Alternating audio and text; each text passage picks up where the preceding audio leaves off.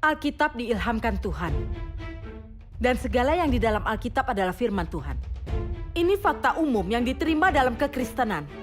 Tuhan Yesus hanya berkata, Alkitab adalah kesaksian Tuhan. Tapi tidak berkata, Alkitab diinspirasikan Tuhan dan semuanya firman Tuhan. Roh Kudus juga tidak pernah bersaksi tentang Alkitab seperti ini. Pendapat manusia tidak bisa mewakili Tuhan. Hanya Tuhan yang mengetahui kisah sesungguhnya dalam Alkitab. Tidak semua dalam Alkitab adalah catatan perkataan Tuhan sendiri. Alkitab hanya mendokumentasikan 2 tahap pekerjaan Tuhan sebelumnya. Satu bagian berupa catatan nubuat para nabi, dan bagian yang lain adalah pengalaman dan pengetahuan orang-orang yang dipakai Tuhan sepanjang zaman.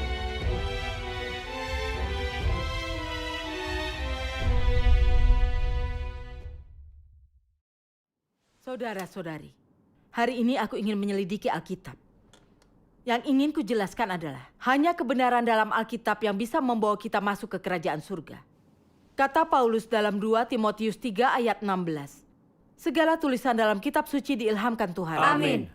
Ini menunjukkan semua dalam Alkitab adalah firman Tuhan. Tapi ada pula orang yang mengatakan tidak semua dalam Alkitab adalah firman Tuhan. Bukankah ini menyangkal Alkitab dan menipu manusia? Amin.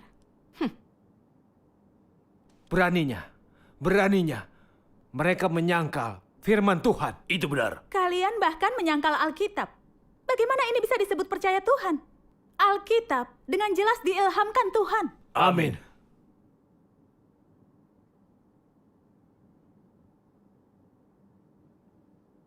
Saudara-saudari, tentang sudut pandang segala tulisan dalam kitab suci diilhamkan Tuhan, kita harus memahami konteks yang Paulus maksud.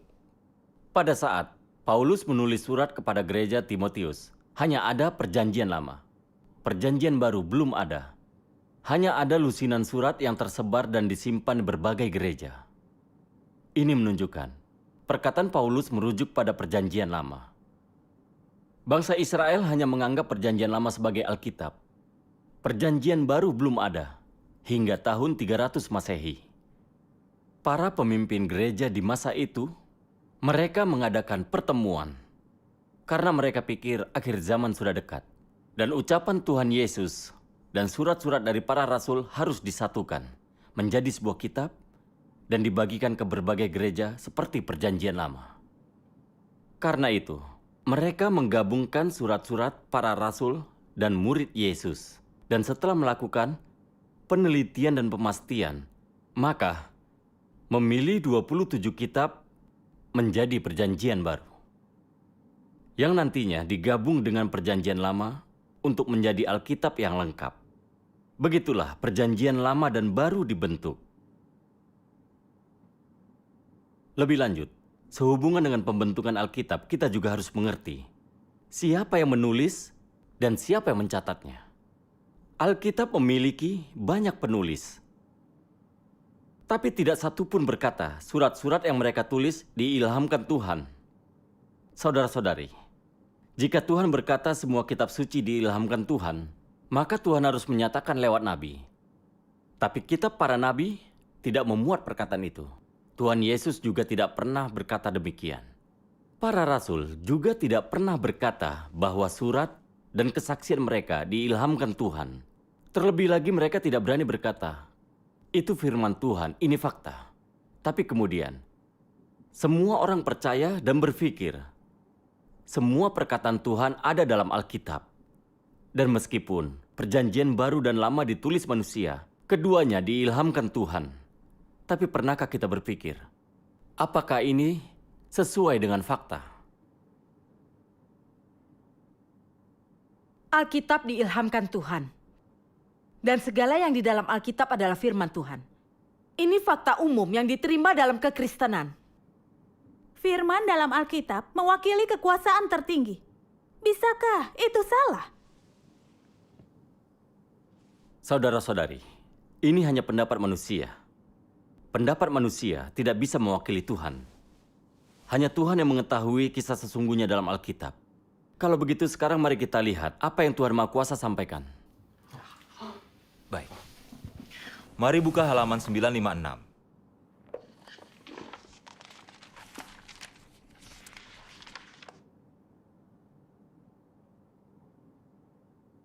Tuhan Yang Maha Kuasa berkata, "Sesungguhnya, selain kitab-kitab nubuat, sebagian besar perjanjian lama adalah catatan sejarah. Beberapa surat perjanjian baru berasal dari pengalaman manusia, dan yang lainnya hasil pencerahan Roh Kudus. Surat-surat Paulus misalnya, muncul dari pekerjaan manusia. Semua surat-surat itu hasil pencerahan Roh Kudus, ditulis bagi para jemaat. Berisi kata-kata nasihat dan dorongan bagi saudara seiman. Perkataan itu tidak diucapkan Roh Kudus. Paulus tidak dapat berbicara atas nama Roh Kudus. Ia juga bukan nabi, sehingga tidak memperoleh penglihatan. Surat-suratnya ditulis bagi jemaat di Efesus, Philadelphia, Galatia, dan jemaat-jemaat lain." Baca bagian lainnya firman Tuhan di halaman 955. Saudara Zeng, tolong bacakan untuk semua. Baik. Tidak semua dalam Alkitab adalah catatan perkataan Tuhan sendiri. Alkitab hanya mendokumentasikan 2 tahap pekerjaan Tuhan sebelumnya. Satu bagian berupa catatan nubuat para nabi, dan bagian yang lain adalah pengalaman dan pengetahuan orang-orang yang dipakai Tuhan sepanjang zaman. Pengalaman manusia dicemari pendapat dan pengetahuan manusia. Ini tidak terelakkan. Di banyak kitab dalam Alkitab terdapat gagasan, prasangka, dan penafsiran manusia yang konyol. Tentu, sebagian besar perkataan itu hasil pencerahan dan penerangan Roh Kudus dan merupakan penafsiran yang benar. Tetapi tetap belum dapat dikatakan pengungkapan kebenaran yang benar-benar tepat.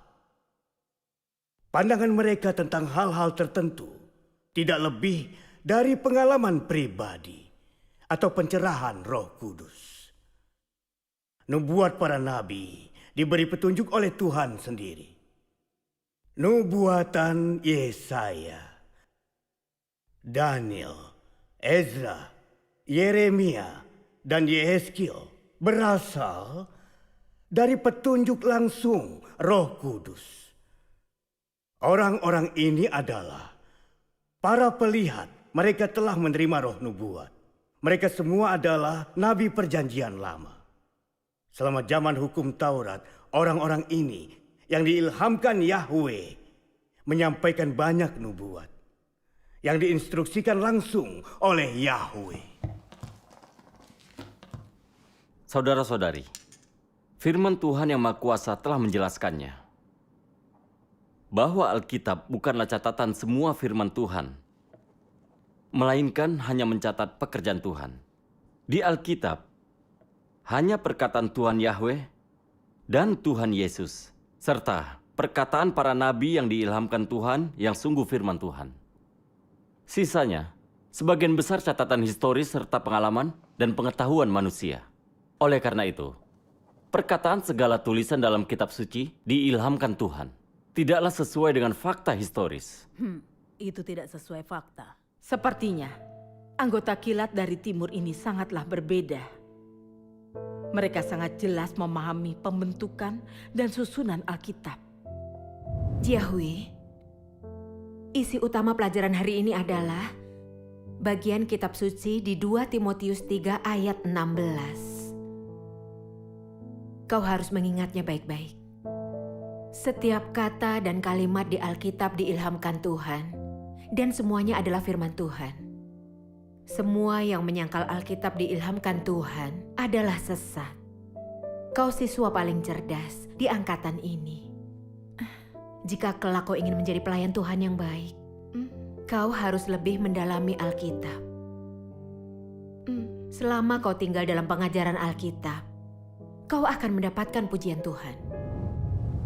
Semua firman dalam Alkitab adalah firman Tuhan dan memiliki otoritas Tuhan. Ini diterima secara umum oleh semua orang Kristen. Amin. Karena Paulus berkata, segala tulisan dalam kitab suci diilhamkan Tuhan, maka itu tidak mungkin salah. Tuhan memberitahu manusia melalui Paulus. Kitab suci seluruhnya diinspirasikan Tuhan dan adalah firman Tuhan. Amin. Apa kalian berani menyangkalnya? Ya, Alkitab adalah firman Tuhan. Jika kau menyangkal Alkitab, maka kau menyangkal Tuhan. Amin. Itu benar. Paulus mana mungkin salah.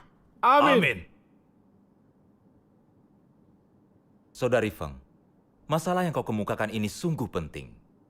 Berikutnya, mari kita membahas apakah surat-surat yang ditulis Paulus dan rasul lainnya sungguh diinspirasikan Tuhan. Dan apakah mereka dapat mewakili firman Tuhan. Dengan begitu kita akan tahu cara memperlakukan surat-surat para rasul. Sebelum melanjutkan pembahasan, izinkan kami membaca dua bagian firman Tuhan yang Maha Kuasa. Baik. Halaman 956. Tuhan yang Maha Kuasa berkata, surat-surat Paulus dalam Perjanjian Baru adalah surat-surat yang ditulis Paulus bagi jemaat. Bukan wahyu Roh Kudus, juga bukan ucapan langsung Roh Kudus. Surat-surat itu hanyalah kata-kata nasihat, penghiburan, dan dorongan yang ditulis selama pekerjaannya. Jadi surat-surat itu juga catatan sebagian besar pekerjaan Paulus. Surat-surat itu ditulis bagi saudara-saudari seiman dalam Tuhan, supaya mereka mengikuti nasihatnya pada masa itu dan menaati semua jalan Tuhan Yesus. Paulus sama sekali tidak berkata baik jemaat masa itu maupun mendatang harus makan dan minum perkara-perkara darinya. Paulus juga tidak berkata semua perkataannya berasal dari Tuhan. Berdasarkan keadaan jemaat pada masa itu, ia hanya berbicara dengan saudara-saudari seiman, menasehati, dan membangkitkan iman mereka. Dan ia hanya berkhotbah, mengingatkan, dan menasihati orang. Kata-katanya didasarkan bebannya sendiri, dan ia mendukung orang melalui kata-kata ini. Hal membangun dan positif yang dikatakannya memang benar. Tetapi tidak dapat mewakili ucapan Roh Kudus dan Tuhan itu sendiri. Adalah pemahaman yang sangat buruk dan penghujatan yang sangat besar jika orang menganggap catatan pengalaman manusia dan surat-surat seorang rasul sebagai perkataan Roh Kudus kepada jemaat. Paulus hanya rasul yang melakukan pekerjaan. Dia rasul yang diutus Tuhan. Dia bukan nabi ataupun penubuat. Jadi bagi Paulus, pekerjaannya sendiri dan kehidupan jemaatlah yang terpenting. Maka tidak mungkin dia berbicara atas nama Roh Kudus. Perkataannya bukanlah perkataan Roh Kudus, apalagi perkataan Tuhan. Karena Paulus tidak lebih dari makhluk ciptaan Tuhan, dan tentu saja bukan inkarnasi Tuhan. Jika orang melihat surat-surat atau perkataan Paulus sebagai ucapan Roh Kudus dan menyembahnya sebagai Tuhan, maka dapat dikatakan mereka terlalu sembarangan. Lebih tegas lagi, bukankah ini artinya penghujatan? Bagaimana mungkin seseorang berbicara atas nama Tuhan? Dan bagaimana mungkin orang tunduk di hadapan surat-surat Paulus dan perkataannya? Seolah-olah itu kitab suci atau kitab surgawi. Dapatkah perkataan Tuhan diucapkan manusia begitu saja? Bagaimana mungkin seseorang berbicara atas nama Tuhan? Jadi bagaimana menurutmu? Mungkinkah surat-suratnya bagi jemaat tidak dicemari gagasannya sendiri? Bagaimana mungkin tidak dicemari gagasan manusia?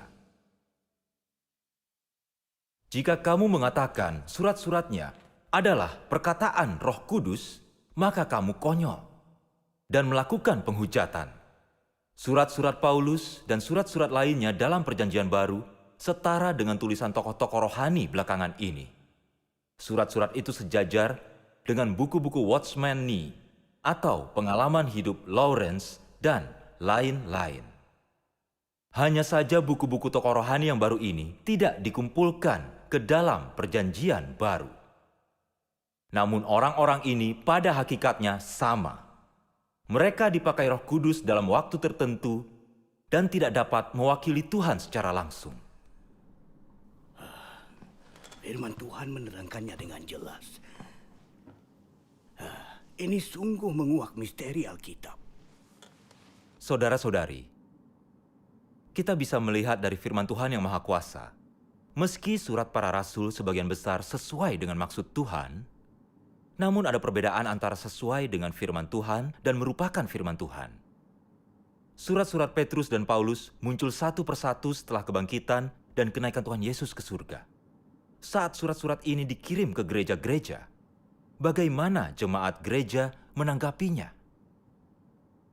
Mereka pasti berkata, ini surat dari Petrus, ini surat dari Paulus.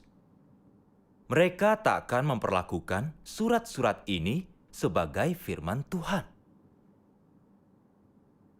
Karena para rasul ini tak pernah berkata mereka adalah Tuhan. Mereka hanya mengakui mereka murid yang mengikuti Tuhan Yesus. Karena itu, para jemaat di gereja di masa itu akan memperlakukan surat-surat dan perkataan ini sebagai perkataan dari sesama saudara seiman. Petrus dan Paulus tidak pernah bilang perkataan mereka diinspirasikan Tuhan atau adalah firman Tuhan. Itulah konteks historis saat itu.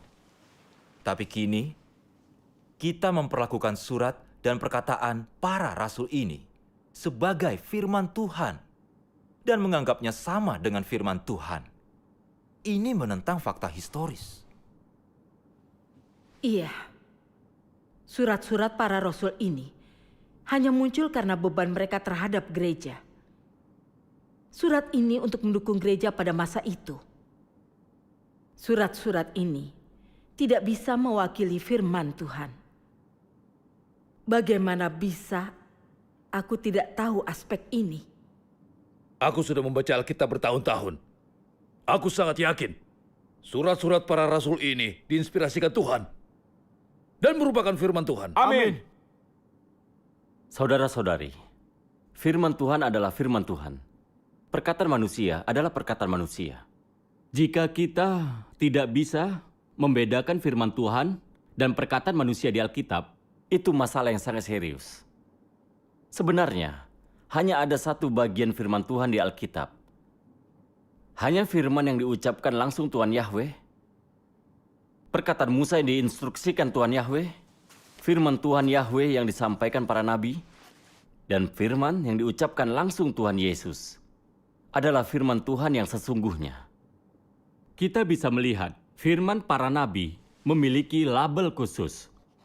Mereka berkata, beginilah Yahweh berfirman. Dan ini menjelaskan bahwa mereka sedang menyampaikan firman Tuhan.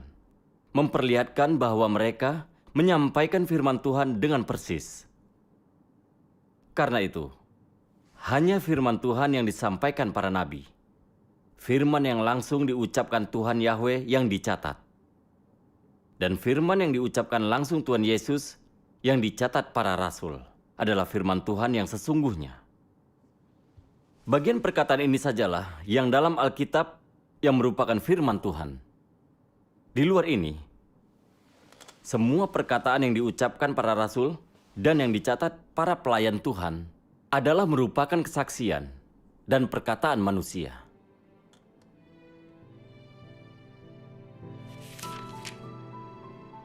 Beginilah Yahweh berfirman, dan Tuhan Yahweh Israel berfirman. Demikian para nabi menyampaikannya. Bagaimana bisa aku tidak menyadari ini saat membaca Alkitab? Saudara-saudari, tidak tepat berkata Alkitab diinspirasikan Tuhan dan semuanya firman Tuhan hanya berdasarkan satu kalimat dari surat seorang rasul. Di masa para rasul, tidak ada yang memperlakukan surat Petrus dan Paulus sebagai firman Tuhan. Dan tidak ada yang menganggap para rasul ini sebagai Kristus. Para rasul ini pun tidak berani menyebut diri mereka Kristus. Hanya Kristus yang mewakili Tuhan dan Roh Kudus. Maka, kita pun tidak seharusnya menganggap perkataan para rasul ini sebagai firman Tuhan. Perkataan para rasul ini tidak mewakili Tuhan dan Roh Kudus. Tuhan pun tidak pernah bersaksi atas Alkitab seperti itu. Tuhan Yesus hanya berkata, Alkitab adalah kesaksian Tuhan. Tapi tidak berkata, Alkitab diinspirasikan Tuhan dan semuanya firman Tuhan. Roh Kudus juga tidak pernah bersaksi tentang Alkitab seperti ini. Hanya Roh Kudus dan inkarnasi Tuhan yang paling tahu kisah sesungguhnya dalam Alkitab. Tidak seorang pun bisa memahami kisah sesungguhnya dalam Alkitab. Alkitab adalah catatan pekerjaan Tuhan, kesaksian, serta pengalaman pribadi yang ditulis para pelayan Tuhan. Manusia semata-mata menyampaikan firman Tuhan atau bersaksi tentang pekerjaan Tuhan dengan menggambarkan pengalaman mereka sendiri setelah menerima pencerahan Roh Kudus. Tidak ada yang ditulis langsung oleh Tuhan. Itu fakta. Meski catatan dan surat-surat para rasul mendapat pencerahan Roh Kudus, mereka tidak bisa mewakili firman Tuhan. Karena itu, segala tulisan dalam kitab suci diilhamkan Tuhan dan semuanya firman Tuhan adalah pandangan yang salah. Tidak sesuai dengan fakta apapun. Tidak sesuai fakta.